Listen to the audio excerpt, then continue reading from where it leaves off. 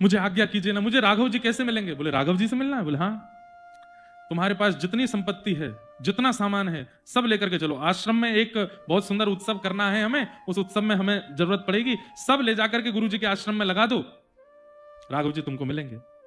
बोले गुरुदेव मुझ पर संपत्ति तो ज्यादा नहीं, पर ठाकुर जी के सोने के बर्तन और कुछ आदि हैं, ले चलो ले चलो, सबको ले चलो, ठाकुर जी को भी ले चलो।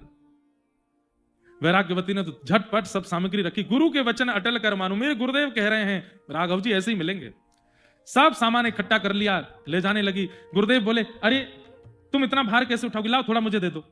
नहीं नहीं गुरुदेव मैं उठा लूंगा। ठाकुर जी वाला तुम रख लो, ठाकुर जी अपनी को, बाकी सामग्री मुझे दो, मैं लेके चलता। लेके चल रही है, अपने गुरुदेव का मुख भी नहीं देख रही, केवल चरण देख रही। कितने कोमल चरण हैं इनके, कितने मधुर मेरे गुरुदेव हैं, और चोर हैं वो। चलते चलते चलते एक रास्ते में कहीं पहुंचे। गुरुदेव ने कहा हमारी दीक्षा की एक परंपरा है, वो तुम करना भूल ही गए। बोले क्या?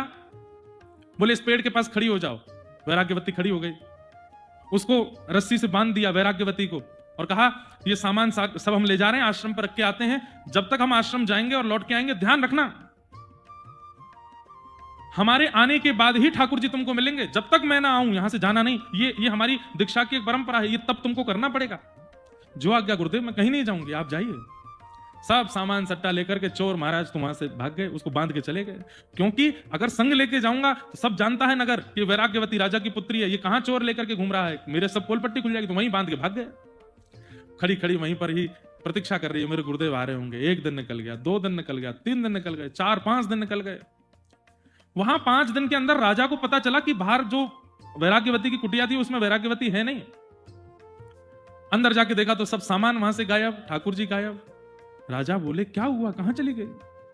अपनी पूरी सेना लगा दी ढूंढने के लिए।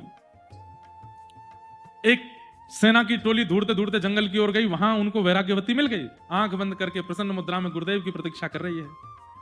सैनिकों ने जाकर के जैसे ही राजा को बताया, राजा आए, आकर के देखा वैराग्यवती, आंख खोलकर, पिताजी मेरे पास मत आना, मुझे खोलिएगा नहीं, और आप लोग क्यों आ गए यहां पर, मैं ठाकुर जी से मिलने वाली हूं, जाइए ना यहां से। अरे क्या कर रही है, मेरे गुरुदेव मुझे यहां बांध के गए हैं, वो कह के गए हैं कि ये दीक्षा की परंपरा है, ठाकुर जी आएंगे, मेरे गुरुदेव आएंगे तब तक मैं हिलूंगी नहीं यहां से। राजा रोते रोते बेचारे किसी अन्य शिष्य गुरु के पास गए, उन्होंने समझाया, वैराग्यवती नहीं मानी। एक दिन नारद जी महाराज उस नगर में भ्रमण करते हुए आए। राजा ने नारद जी से कहा, नारद जी महाराज वीणा लेकर के आ गए। बोले देवी मैं भक्तराज नारद हूं, तुम्हारे गुरु जो हैं वो साक्षात चोर हैं।